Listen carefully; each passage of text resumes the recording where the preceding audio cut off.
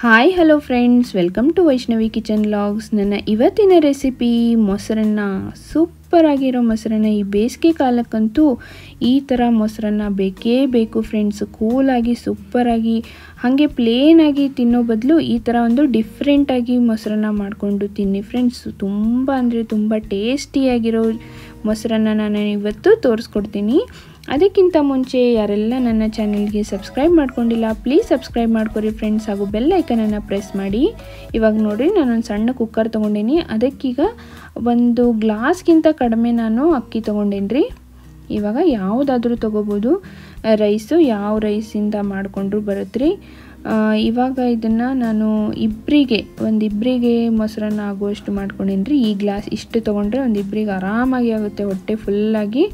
ಇವಾಗ ಇದಕ್ಕೆ ಸ್ವಲ್ಪ ಉಪ್ಪು ಹಾಕ್ಕೊಂಡು ಇದಕ್ಕೆ ಲಿಡ್ ಕ್ಲೋಸ್ ಮಾಡಿ ಏನಿಲ್ಲ ಅಂದರೂ ಒಂದು 5-6 ವಿಷಲ್ಲು ಕೂಗಿಸ್ಕೊಂಡೇನಿ ರೀ ನಾನು.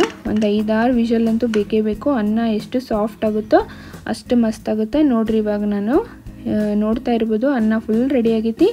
ಇವಾಗ ಇನ್ನೊಂದು ಟ್ರಿಕ್ಸ್ ಏನಪ್ಪ ಅಂದರೆ, ಈ ಬಿಸಿ ಅನ್ನ ಇರುವಾಗ ಇನ್ನೊಂದು ನಾನು ಎಕ್ಸ್ಟ್ರಾ ಒಂದು ಬುಟ್ಟಿಗೆ ತಕ್ಕೊಂಡು ಇವಾಗ ಬಿಸಿ ಇರುವಾಗಲೇ ನೋಡಿರಿ ಈ ಥರ ಸ್ಮ್ಯಾಶ್ ಮಾಡ್ಕೊಳತ್ತೀನಿ. ಫುಲ್ ಅಂತಲ್ರಿ, ಎಷ್ಟಾಗುತ್ತೋ ಅಷ್ಟು. ಇವಾಗ ಹಾಗೆ ಬಿಟ್ಬಿಟ್ರೆ ಏನಾಗುತ್ತೆ ರೀ, ತಣ್ಣಗಾದ್ಮೇಲೆ ಫುಲ್ಲು ಉದುರು ಆಗುತ್ತೆ. ಹಾಗಾಗಿ ನಾನು ಇವಾಗ ಬಿಸಿ ಇರುವಾಗನ ಚಮಚೆಲೆ ಒಂದು ಸ್ಪೂನ್ ತೊಗೊಂಡು ಇದನ್ನು ಸ್ಮ್ಯಾಶ್ ಮಾಡ್ಕೊಳತ್ತೀನಿ ರೀ. ಇವಾಗ ಇದಕ್ಕೆ ಒಂದು ಒಗ್ಗರಣೆ ಹಾಕೊಳ್ಳೋಣ. ಅದಕ್ಕೆ ಜೀರಿಗೆ, ಸಾಸಿವೆ, ಒಂದು 4 ಹಸಿಮೆಣ್ಸಿನ್ಕಾಯಿ, ಕರಿಬೇವು ಮತ್ತು ಸಣ್ಣಾಗಿ ಹೆಚ್ಚಿಟ್ಕೊಂಡಿರೋ ಕೊತ್ತಂಬರಿ ಸೊಪ್ಪು ಇಷ್ಟು ತೊಗೊಂಡೀನಿ ರೀ. ಇವಾಗ ಅನ್ನ ಫುಲ್ ತಣ್ಣಗಾಗಬೇಕು ರೀ. ಒಂದು ಅರ್ಧ ತಾಸು ಹಂಗೆ ಇಟ್ಕೊಂಡಿದ್ದೆ. ಫುಲ್ ತಣ್ಣಗಾದ್ಮೇಲೆ ನೋಡಿರಿ, ಒಂದು ಬೌಲ್ನಷ್ಟು ನಾನು ಗಟ್ಟಿ ಮೊಸರು ತೊಗೊಂಡಿದ್ದೆ, ಅದನ್ನು ಹಾಕ್ಕೊಳತ್ತೀನಿ. ಯಾವುದಾದ್ರೂ ಪರವಾಗಿಲ್ಲ ರೀ, ಮೊಸರು ಅದೇ ಇದೆ ಅಂತಲ್ಲ, ಯಾವುದಾದ್ರೂ ಮೊಸರು ನಾವು ಹಾಕೋಬೋದು. ಇವಾಗ ನೋಡಿರಿ, ಈ ರೈಸಿಗೆ ಹಾಕ್ಕೊಂಡು ಹಾಲು ಕೂಡ ತೊಗೊಂಡೇನಿ ರೀ ಮೊಸರಿನ ಜೊತೆ. ಬರೀ ಮೊಸರಾದರೆ ಭಾಳ ಹೊತ್ತು ಇಟ್ಬಿಟ್ರೆ ಏನಾಗುತ್ತೆ, ಹುಳಿ ಆಗಿಬಿಡ್ತೈತಿ. ಹಾಗಾಗಿ ನಾನು ಇದ್ರ ಜೊತೆ ಒಂದು ಸ್ವಲ್ಪ ಕೆನೆ ಹಾಲು ತೊಗೊಂಡೇನಿ ರೀ. ಈ ಕೆನೆ ಹಾಲು ಮೊಸರು ಜೊತೆ ಸೇರಿಸೋದ್ರಿಂದ ನಿಜವಾಗ್ಲೂ ಈ ಮೊಸರನ್ನ ಸೂಪರ್ ಟೇಸ್ಟಿಯಾಗಿರುತ್ತೆ. ಈ ಹೋಟೆಲ್ನಾಗೆಲ್ಲ ನಾವು ಮೊಸರನ್ನ ತಿಂತೀವಲ್ರಿ, ಅದೇ ಟೇಸ್ಟ್ ಆಗಿರುತ್ತೆ, ಬಟ್ ಅದಕ್ಕಿಂತ ಟೇಸ್ಟ್ ಆಗಿರುತ್ತೆ ಅಂತಲೇ ಹೇಳ್ಬೋದು. ಅಷ್ಟು ಸೂಪರಾಗಿರುತ್ತೆ ರೀ. ಮತ್ತು ಈ ಉಳ್ದಿದ್ದ ಮೊಸರನ್ನು ಕೂಡ ನಾನು ಹಾಕ್ಕೊಳತ್ತೀನಿ. ಯಾಕಂತ ಹೇಳಿದ್ರೆ ಒಂದು ಸ್ವಲ್ಪ ಗಟ್ಟಿ ಆಗಿಬಿಡ್ತೈತೆ ರೀ. ಹಾಗಾಗಿ ಬರ್ತಾ ಇದು ಗಟ್ಟಿ ಆಗ್ತೈತಿ. ಹಾಗಾಗಿ ಸ್ವಲ್ಪ ನಾನು ಹಾಲು ಮೊಸರು ಜಾಸ್ತಿನೇ ಹಾಕ್ಕೊಳತ್ತೀನಿ ರೀ. ಈ ಥರ ಹಾಲು ಮೊಸರು ಹಾಕ್ಕೊಂಡು ಕಲಸಿಟ್ಕೊಳ್ಳೋದ್ರಿಂದ ಭಾಳ ಹೊತ್ತು ನಾವು ಹಾಗೆ ಇಟ್ಕೊಂಡ್ರು ಒಟ್ಟು ಹುಳಿ ಆಗಂಗಿಲ್ಲ ರೀ, ಭಾಳ ಚಲೋ ಅನ್ನಿಸ್ತೈತಿ. ಇವಾಗ ಇದನ್ನು ನಾವು ಟ್ರಿಪ್ಪೆಲ್ಲ ಹೋಗುವಾಗ ಅನಿಸುತ್ತೆ ಈ ಥರ ಮಾಡಿಕೊಂಡು ತೊಗೊಂಡು ಹೋಗ್ಬೋದು.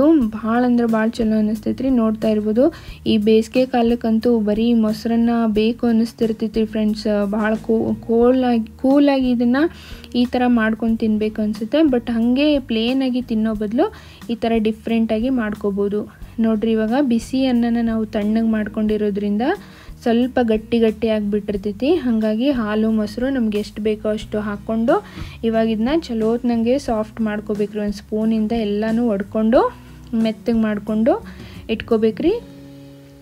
ಇವಾಗ ನೋಡಿರಿ, ಸ್ವಲ್ಪ ಗಟ್ಟಿ ಅನ್ನಿಸ್ತಂದರೆ ನೀವು ಇನ್ನೊಂದು ಸ್ವಲ್ಪ ಹಾಲು ಅಥವಾ ಮೊಸರು ಏನಾದರೂ ಹಾಕಿ ಇನ್ನೊಂದು ಸಲ ಕಲಸಿ ಇಟ್ಕೋಬೇಕು. ಇವಾಗ ನೋಡಿರಿ, ಉಪ್ಪೆಲ್ಲ ಸರಿಯಾಗೈತೆ ನಾನು ನೋಡಿಕೊಂಡು ಸರಿ ಮಾಡಿ ಇಟ್ಕೋರಿ. ಇವಾಗ ನೋಡಿರಿ, ನಾನು ಇದಕ್ಕೊಂದು ಒಳ್ಳೆ ಏನಂದ್ರೆ ಒಗ್ಗರಣೆ ಕೊಡೋಣ್ರಿ. ಹಂಗೆ ತಿನ್ನೋ ಬದಲು ಈ ಥರ ಒಗ್ಗರಣೆ ಹಾಕ್ಕೊಂಡು ಮೊಸರನ್ನ ತಿನ್ನೋದ್ರಿಂದ ಸೂಪರ್ ಸ್ಪೈಸಿಯಾಗಿ ಕೂಲಾಗಿ ಒಂಥರ ಡಿಫ್ರೆಂಟ್ ಟೇಸ್ಟ್ ಇರ್ತೈತಪ್ಪ. ಭಾಳ ಅಂದ್ರೆ ಭಾಳ ಮಸ್ತ್ ಅನ್ನಿಸ್ತೈತಿ. ನಾನಂತೂ ಅವಾಗವಾಗ ಇದನ್ನು ಮಾಡ್ತಾನೆ ಇರ್ತೀನಿ ರೀ. ಇವಾಗ ಇದಕ್ಕೆ ಒಂದು ಸ್ವಲ್ಪ ಎಣ್ಣೆ ಹಾಕೋಬೇಕ್ರಿ, ಭಾಳೆಲ್ಲ ಸ್ವಲ್ಪ ಎಣ್ಣೆ ಹಾಕ್ಕೊಂಡು ಇದಕ್ಕೆ ಜೀರಿಗೆ ಮತ್ತು ಸಾಸಿವೆ ಹಾಕ್ಕೊಳತ್ತೀನಿ ರೀ. ಜೀರಿಗೆ ಸಾಸಿವೆ ಸ್ವಲ್ಪ ಚಟಪಟ ಅನ್ಬೇಕ್ರಿ. ಸಣ್ಣ ಇಟ್ಕೊಂಡೇ ಇದು ಒಗ್ಗರಣೆ ಹಾಕೋಬೇಕು, ಯಾಕಂದ್ರೆ ಭಾಳ ಹೊತ್ತಿ ಬಿಡ್ತಂದ್ರೆ ಚಲೋ ಅನ್ಸಂಗಿಲ್ಲ ರೀ ಇದಕ್ಕೆ. ಹಾಗಾಗಿ ಇವಾಗ ನೋಡ್ರಿ, ನೆಕ್ಸ್ಟ್ ನಾನು ಹಸಿಮೆಣ್ಸಿನ್ಕಾಯಿ ಹಾಕ್ಕೊಳತ್ತೀನಿ. ಈ ಹಸಿಮೆಣ್ಸಿನ್ಕಾಯಿನೂ ಕೂಡ ಈ ಎಣ್ಣೆ ಒಳಗೆ ಫ್ರೈ ಆದ್ರೊಳಗೆ ಭಾಳ ರುಚಿ ಅನ್ನಿಸ್ತಾವ್ರಿ ತಿನ್ನಕ್ಕೆ. ಇದು ಕೂಡ ಸ್ವಲ್ಪ ಫ್ರೈ ಆಗಬೇಕು ನೋಡ್ರಿ, ಒಂದು 2 ನಿಮಿಷ ಫ್ರೈ ಆಗಕ್ಕೆ ಬಿಡ್ಬೇಕು.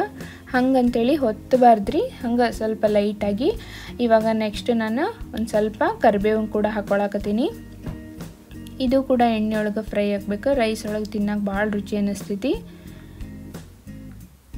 ನೋಡ್ರಿ, ಎಷ್ಟು ಚಲೋ ಚಟಪಟ ಅನ್ನಕತ್ತಾವು.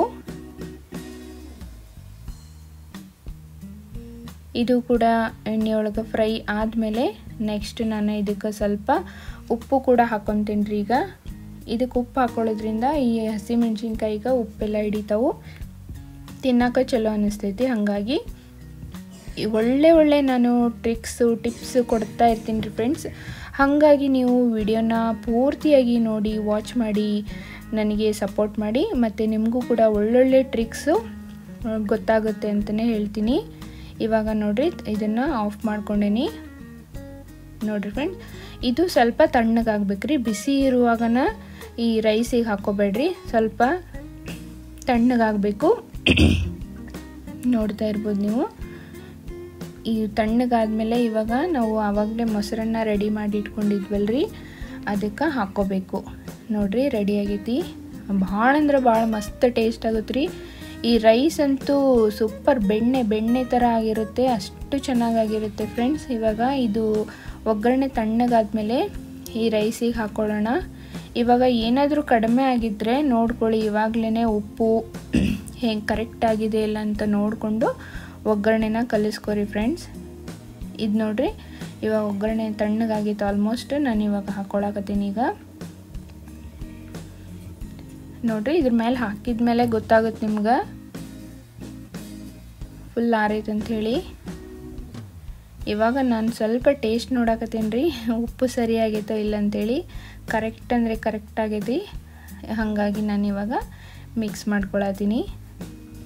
ನೋಡಿರಿ ಬಾಯಾಗ ನೀರು ಬರತ್ತವು.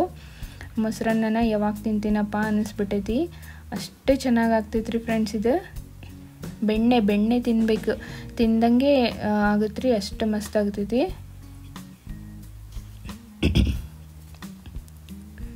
ನೋಡಿ ಫ್ರೆಂಡ್ಸ್, ಈ ಥರ ಇದನ್ನ ಚಲೋ ಹೊತ್ನಂಗೆ ಮಿಕ್ಸ್ ಮಾಡ್ಕೋಬೇಕು.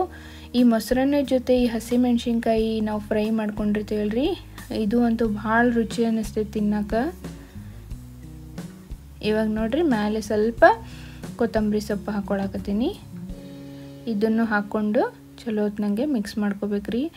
ಇವಾಗ ನಾವು ಹೊರಗಡೆ ಎಲ್ಲ ಹೋದಾಗ ಇವಾಗಂತೂ ಮೊಸರನ್ನ ಎಷ್ಟು ಕಾಸ್ಟ್ಲಿ ಆಗೈತೆ ರೀ ಫ್ರೆಂಡ್ಸ್, ನಿಜವಾಗ್ಲೂ. ಬಟ್ ಈ ಥರ ಮನ್ಯಾಗ ಮಾಡ್ಕೊಂಡು ತಿನ್ನೋದ್ರಿಂದ ರುಚಿನೂ ಆಗುತ್ತೆ ರೀ. ಆರಾಮಾಗಿ ಮನ್ಯಾಗ ನಾವು ಮಾಡ್ಕೊಂಡು ತಿನ್ಬೋದು. ಇದಕ್ಕೆ ಮತ್ತು ಕೆಲವೊಬ್ಬರು ದ್ರಾಕ್ಷಿ ಹಣ್ಣು ಮತ್ತು ಇನ್ನೊಂದು ಏನಂದರೆ ದಾಳಿಂಬ್ರೆ ಹಣ್ಣು ಹಾಕ್ಕೊತಾರೆ. ಅದು ಯಾವಾಗೂ ಮನ್ಯಾಗ ಇರಂಗಿಲ್ಲ, ಹಾಗಾಗಿ ಇದ್ರೆ ಹಾಕೋರಿ, ಅದು ಮಸ್ತ್ ಆಗ್ತೈತಿ. ವಾವ್, ಇವಾಗ ನೋಡಿ ರುಚಿಯಾದ ಟೇಸ್ಟಿಯಾದ ಸೂಪರಾಗಿ ಡಿಫ್ರೆಂಟಾಗಿ ನಾನು ಮೊಸರನ್ನ ಈ ಬೇಸಿಗೆ ಕಾಲಕ್ಕೆ ಮಾಡ್ಕೊಳ್ಳೋದು ಹೆಂಗಂತ ತೋರಿಸ್ಕೊಟ್ಟೇನಿ ರೀ. ನೀವು ಕೂಡ ಈ ಥರ ಟ್ರೈ ಮಾಡಿರಿ ಫ್ರೆಂಡ್ಸ್. ಮತ್ತು ಹೆಂಗಾಗೈತಿ ಅಂಥೇಳಿ ನಂಗೆ ಕಮೆಂಟ್ಸ್ ಒಳಗೆ ಬರೋದು ತಿಳಿಸೋದನ್ನು ಮರಿಬೇಡಿ. ಈ ರೆಸಿಪಿ ನಿಮ್ಗೆ ಇಷ್ಟ ಆಗಿದ್ರೆ ಲೈಕ್ ಮಾಡಿ, ಕಮೆಂಟ್ ಮಾಡಿ, ಶೇರ್ ಮಾಡಿ ಫ್ರೆಂಡ್ಸ್. Thank you.